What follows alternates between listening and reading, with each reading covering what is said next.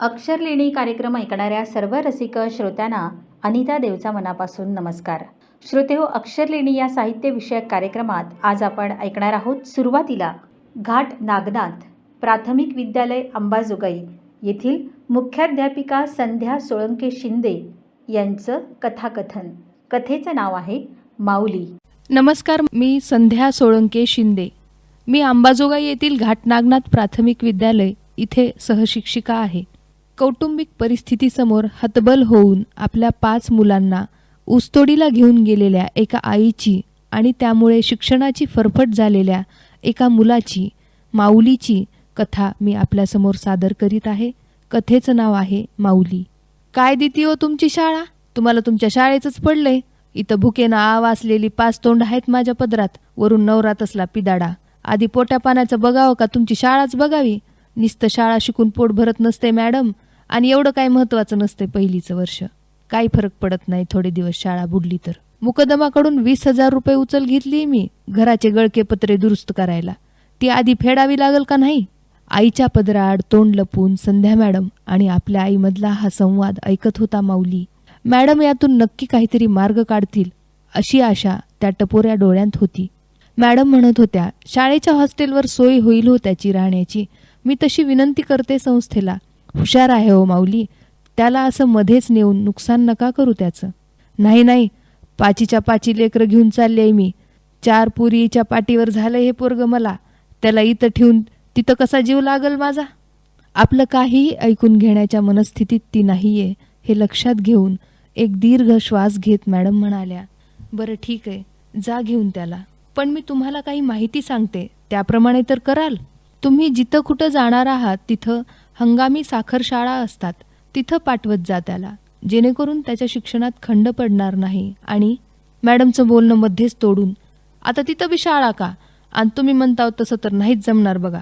पुरीला घेऊन मी इळभर ऊस तोडाय रानात जाणार आणि ह्याला बी शाळेत पाठविल्यास कुपीची राखण कोण करील? ती का घर आहे का कुलूप लावून जायला? कुपीला दार नसते मॅडम.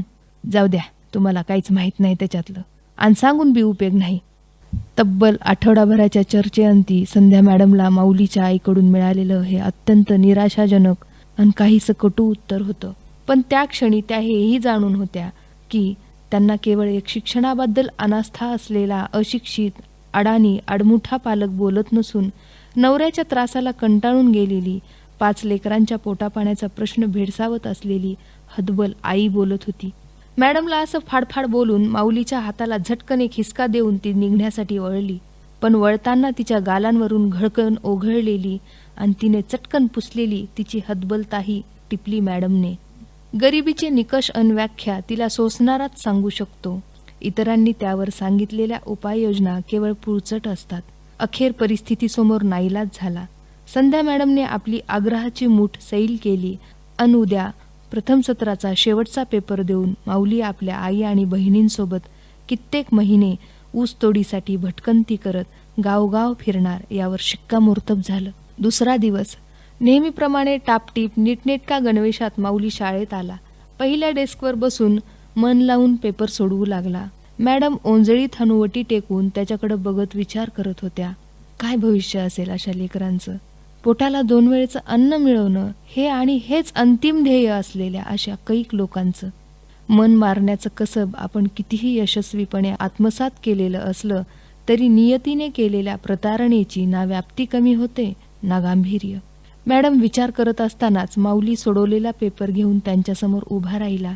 मॅडम विचारातून बाहेर आल्या. पेपर घेतला, पेपरवरून नजर फिरवली. किती सुवाच्य अक्षर, अचूकता. मॅडम पेपर बघत असतानाच त्याने एक छोटीशी कोरी चिठ्ठी हळूच मॅडमकडे सरकवली. मॅडम, आमच्यासोबत मावशी बी येणार आहे. तिच्याकडं मोबाईल आहे. मला ह्याच्यावर तुमचा नंबर लिहून द्या. कधी चान्स मिळाला तर मी मावशीच्या फोनवरून तुम्हाला फोन करील. फोन नाही, मिस कॉल देईन मी. फोन केला आणि तिच्या फोनमधलं बॅलन्स उडाल्याचं तिच्या लक्षात आलं तर लई मारील ती मला. मी कधी मिस कॉल केला तर करताल का मॅडम मला फोन? त्याची मुकल्या जीवाची ती किरकोळ मागणीही किती आर्त वाटली त्या क्षणी. काळीजभर ओलावा पेरून गेली ती. मॅडमने आपला नंबर लिहून दिला. काय वाटलं कुणास ठाऊक, मॅडमच्या हातात आपला कोवळा हात त्याने दिला. खूप काही सांगायचं होतं त्याला त्या स्पर्शातून. कारण हे सगळं शब्दात मांडण्या इतकं वय नव्हतं त्याचं. शेवटचा पेपर झाला. सर्वांना दिवाळीच्या सुट्टीची नोटीस वाचून दाखवली. फटाके उडवताना घ्यावयाच्या काळजीबद्दल सांगून एकमेकांना शुभेच्छा दिल्या. सुट्टीतील गृहपाठ सांगितला. तो सुट्टीनंतर पहिल्याच दिवशी तपासला जाईल अशीही तंबी दिली. पण तो येणारच नव्हता. पहिल्या दिवशी आणि त्यानंतरचे कित्येक महिने.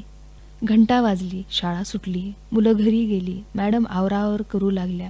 पर्स, टाचनवही, पाण्याची बाटली, हजेरी, खडू, डस्टर, सगळं शैक्षणिक साहित्य. तो मात्र नेहमीप्रमाणे थांबला होता. काहीही न बोलता रोजच्या सवयीप्रमाणे आजही पाण्याची बाटली आणि हजेरीची बॅग घेऊन तो पुढे निघाला. बाकीची सगळी आवराआवर करून वर्गाचं दार बंद करून त्याच्या मागून त्याच्या पाठमोऱ्या आकृतीकडे बघत चालल्या होत्या मॅडम. एक उत्कट इच्छा पायाशी तुडवत कुणाविषयीच कसलीच तक्रार न करता, चकारही न काढता ते लेकरू निघून गेलं. लखलखता दिवाळ सण, झगमगाट, रोषणाई, नवनवीन खरेदी, उत्साह आणि सोबत गुलाबी थंडी. एकूणात सुखवस्तू सण. पण जगाच्या एका कोपऱ्यात उसाच्या घनदाट रानात किर्र अंधाराच्या साक्षीनं एक कोवळा जीव हा सण केवळ कल्पनेत साजरा करत होता.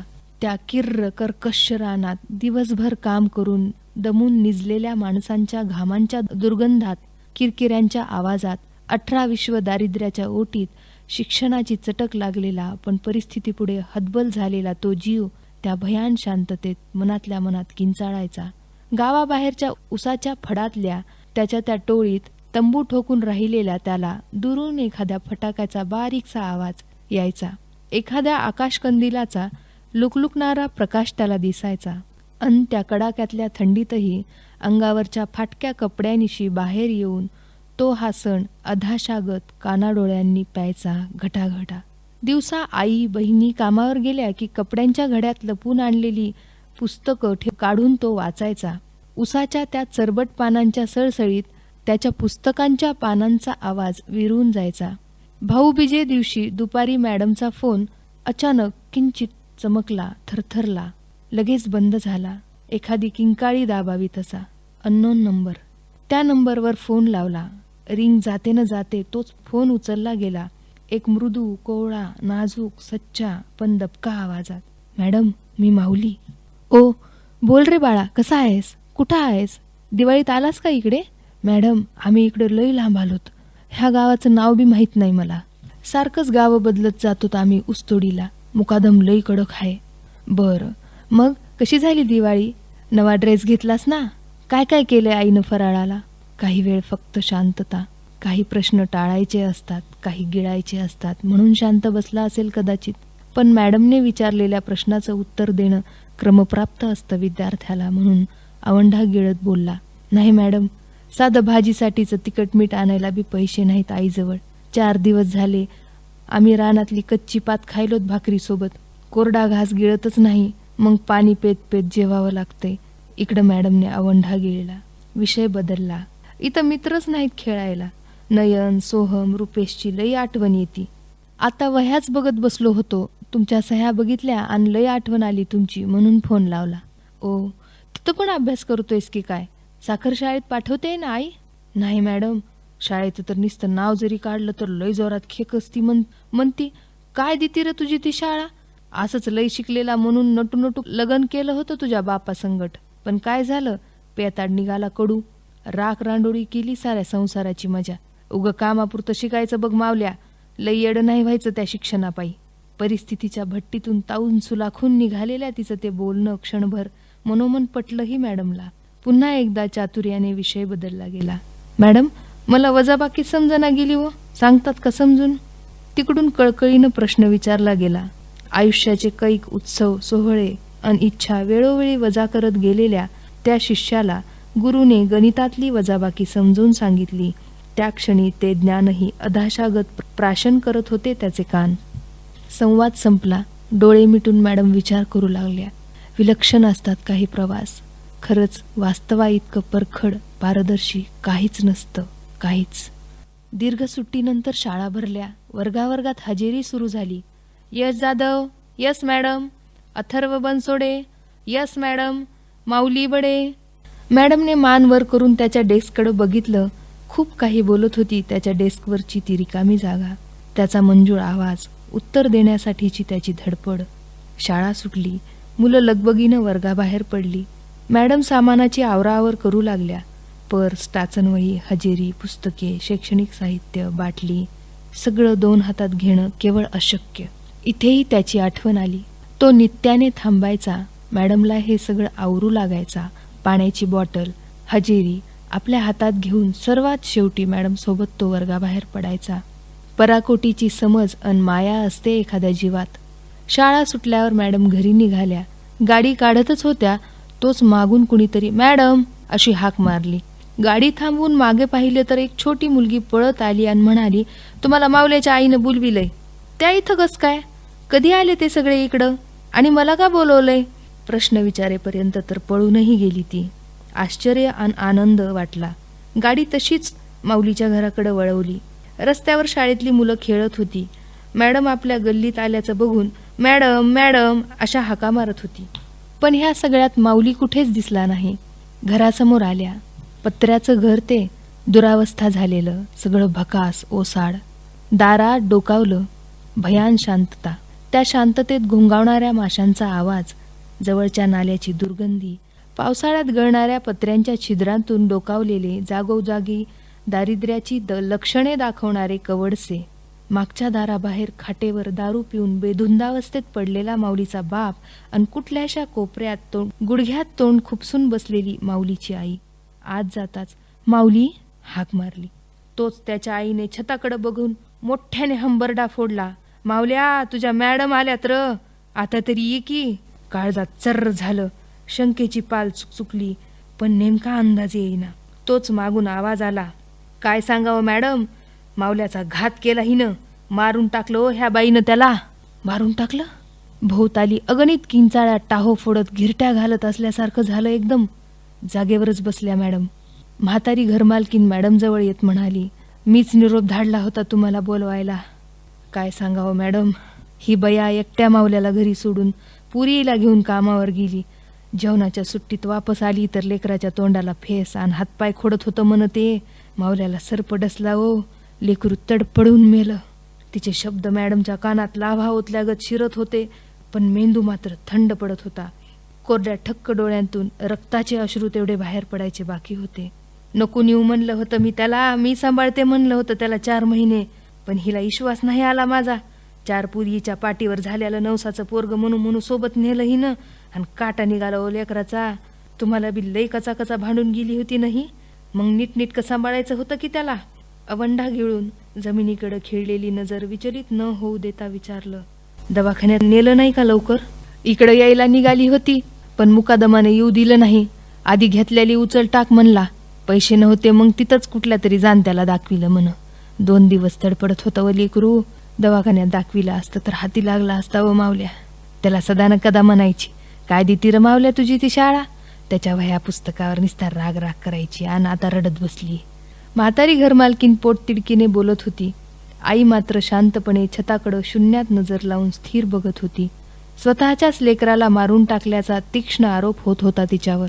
त्याच्या शेवटच्या पेपरमधलं त्याचं ते देखणं अक्षर आईच्या आडून बघत त्याने डोळ्यांनी केलेली आर्जव, जगात कुणालाही माहीत नसलेल्या त्याने गुपचूप केलेल्या त्या फोनमधील त्याचा दबका पण सच्चा आवाज, ती वजाबाकी, सारं चित्रफितीसारखं डोळ्यासमोरून झरझर जात होतं संध्या मॅडमच्या. आता पुढं काहीच बोलण्यासारखं राहिलेलं नाही हे लक्षात घेऊन त्या माऊलीचं सांत्वन न करताच मॅडम उठून दाराकडे चालू लागल्या, पाषाण हृदयाने, निशब्द. तोच मागून आवाज आला, "मॅडम." मागं वळून पाहिलं. 5 भुकेली तोंड पोचण्यापलीकडं काहीच करू शकले नाही हो मी उभ्या जन्मात. मावल्या असा दगा दिला असं स्वप्नात देखील वाटलं नव्हतं. लेकरानं माझ्या मांडीवर माझ्या डोळ्यात बघत तडपडत जीव सोडला. त्याची आठवण आली तर ह्या दरिद्री माईकडं त्याचा साधा एक फोटो पण नाही, ह्याचं लय वाईट वाटायचं. पण आज त्याचं सामान बघताना एक गोष्ट सापडली. तुम्हाला मी जाताना विचारलं होतं ना, तुमची शाळा काय देती म्हणून. माझ्या जन्माला पुरल अशी त्याची सगळ्यात मोठी आठवण दिली मला तुमच्या शाळेनं. असं म्हणत तिनं छातीशी कवटाळलेल्या हाताच्या मुठीतला ऐवज मॅडमसमोर उघडून धरला. तिच्या काळजाचं, माणूस म्हणून एका वेगळ्या उंचीवर असलेल्या पण तरीही फोलफटासारखं जगलेल्या एका शापित आयुष्याचं, मातीआड झालेल्या एका हसऱ्या समंजस दुःखाचं शाळेनं दिलेलं ओळखपत्र होतं ते. ओळखपत्र होतं. धन्यवाद.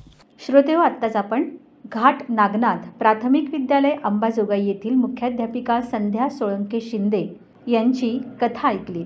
कथेचं नाव होतं माऊली. कार्यक्रमात यानंतर ऐकूया सतीश दराडे यांचं काव्यवाचन. तुझ्या नावाचा आक्षेप, नव्या जन्मी जुनी खेप, जोग घेतला घेतला, तुझा दोहा पाठ केला.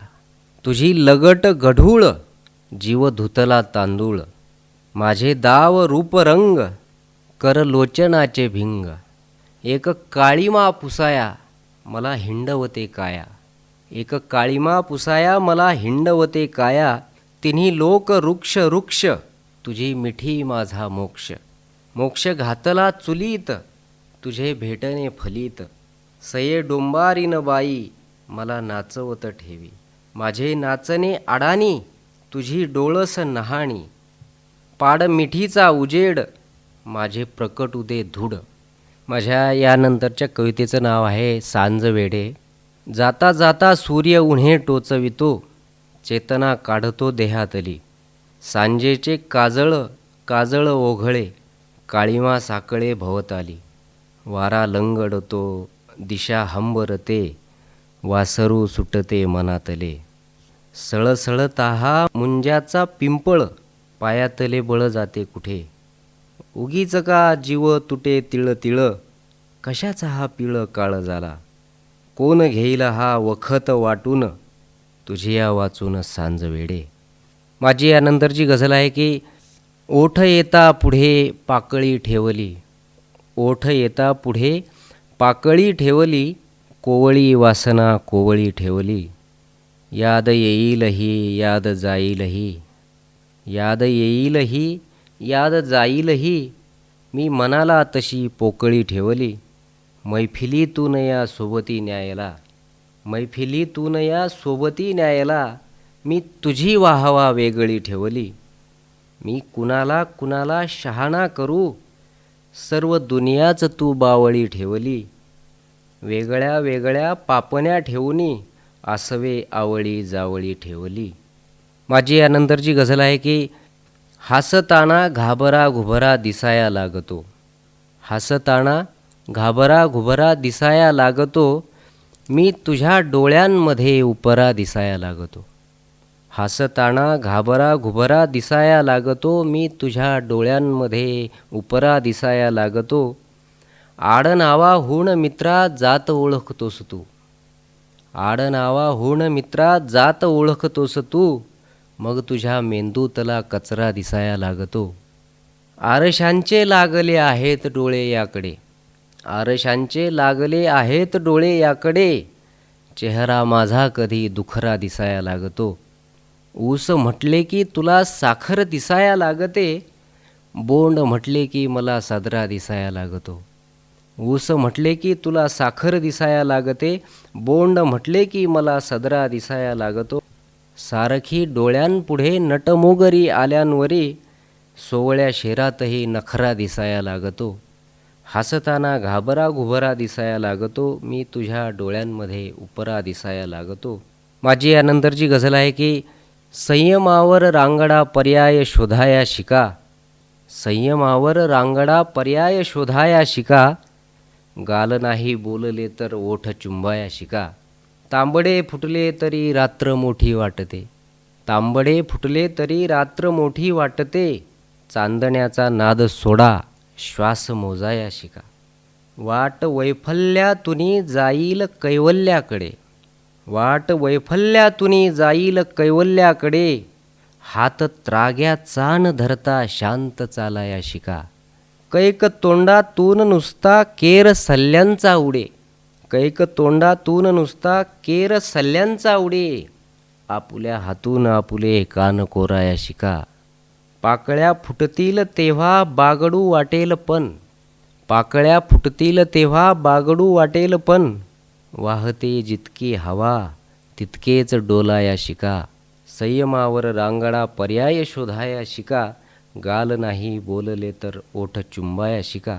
माझी यानंतरची गझल आहे. शेती प्रधान देशा दे एवढेच उत्तर.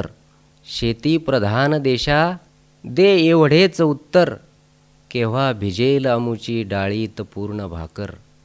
गावामध्ये सकाळी मी ऐकिली दवंडी. गावामध्ये सकाळी मी ऐकिली दवंडी. अश्रू पिणे शिका हो पाणी पुरेल कुठवर. भोळेपणा तिचा मी सांगू किती तुम्हाला. भोळेपणा तिचा मी सांगू किती तुम्हाला. ती मोजते वितीने ताऱ्यांमधील अंतर. मी जन्मलो जगाचे अश्रू पुसावयाला. मी जन्मलो जगाचे अश्रू पुसावयाला. का पुण्यवान होऊ तुमचे पुजून पत्थर. तू बांधतेस चिमणे दरसाल एक खोपा. तू बांधतेस चिमणे दरसाल एक खोपा. मी एक प्लॉट घ्याया आलो विकून वावर. डोळ्यात साकळावा सारांश काळजाचा. डोळ्यात साकळावा सारांश काळजाचा. प्रेमात वेळ नसतो बोलायला सविस्तर. हे युग तंत्रज्ञानी कोणी नको अडाणी. हे युग तंत्रज्ञानी कोणी नको अडाणी. सक्ती करून बांधा फुलपाकरास दप्तर. शेती प्रधान देशा दे एवढेच उत्तर. केव्हा भिजेल आमुची डाळीत पूर्ण भाकर. माझी यानंतरची गझल आहे. हंगाम खुद्द जेव्हा करतो शिकार शेती. हंगाम खुद्द जेव्हा करतो शिकार शेती. कोणास जाब तेव्हा मागेल यार शेती. पोटी तिच्या विजांचे मी पाहिलेत साठे. पोटी तिच्या विजांचे मी पाहिलेत साठे. केव्हा तरी ढगांनो ही गर्जनार शेती.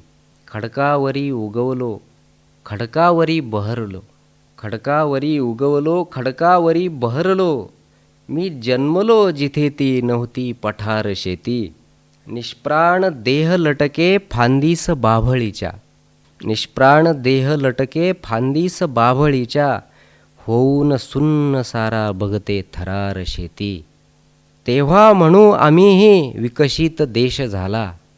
तेव्हा म्हणू आम्हीही विकसित देश झाला. जेव्हा आम्हास देईल मासिक पगार शेती.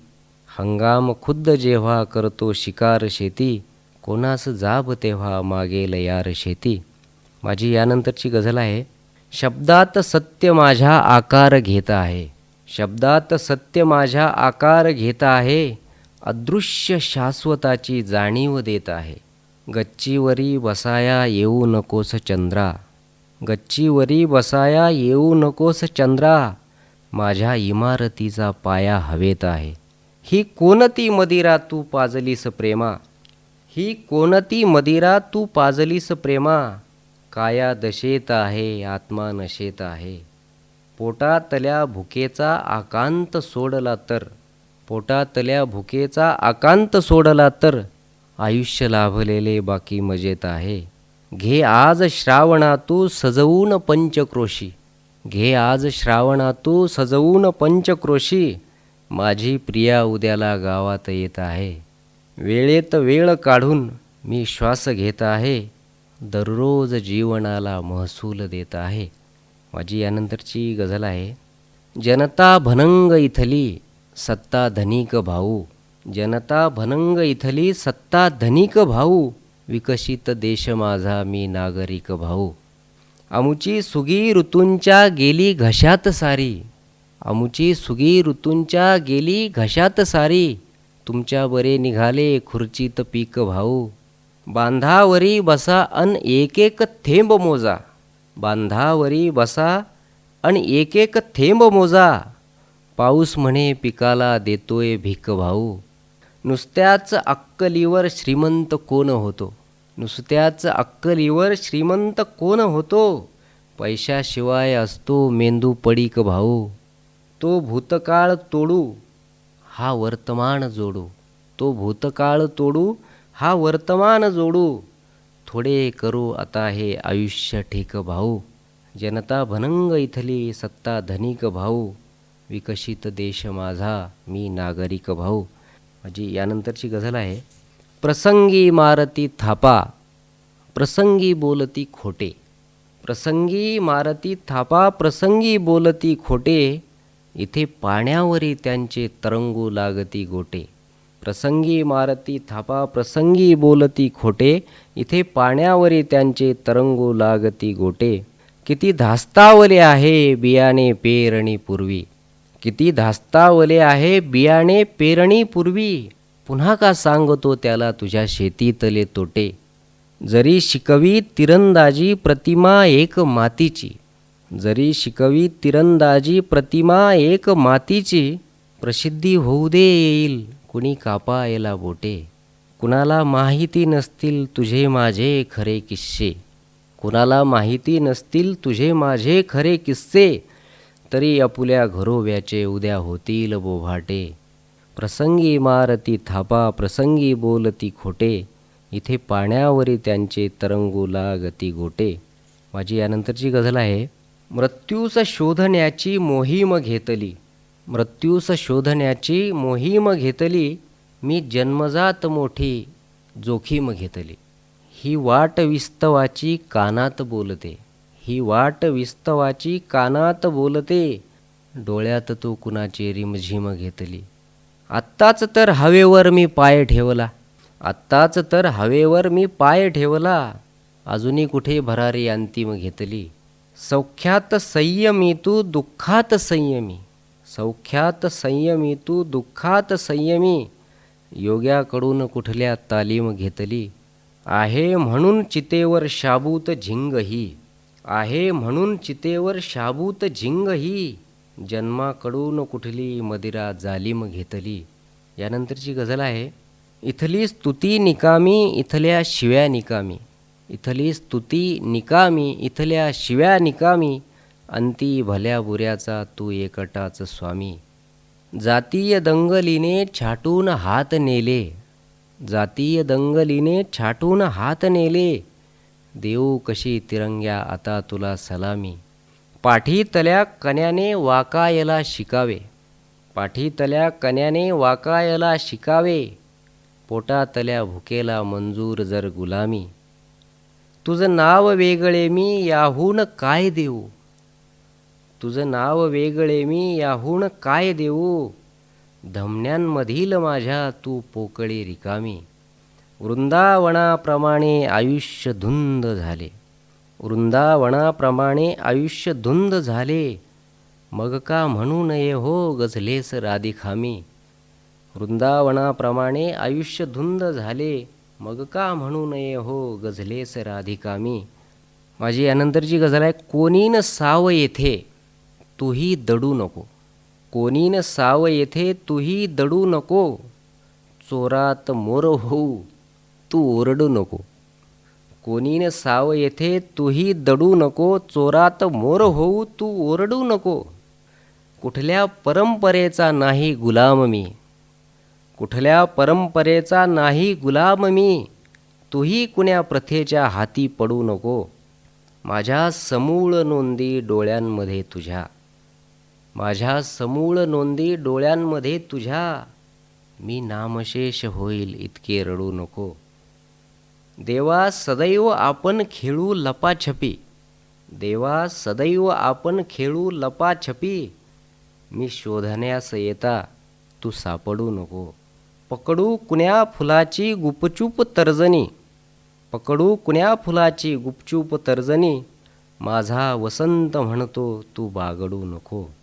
काळा तुझ्या गतीशी बांधून घेतले. काळा तुझ्या गतीशी बांधून घेतले. आता पळू नको वा मागे पडू नको. माझा जुना शहारा परतून दे मला. माझा जुना शहारा परतून दे मला. नुसतेच पाकळ्यांवर दव शिंपडू नको. कोणी न साव येथे तूही दडू नको. चोरात मोर होऊ तू ओरडू नको. धन्यवाद. श्रोतेहो, आत्ताच आपण सतीश दराडे यांचं काव्यवाचन ऐकलत आणि याबरोबरच आजचा अक्षरलेणी हा कार्यक्रम संपला. पुन्हा भेटूया पुढच्या अक्षरलेणी या कार्यक्रमात. तोपर्यंत नमस्कार.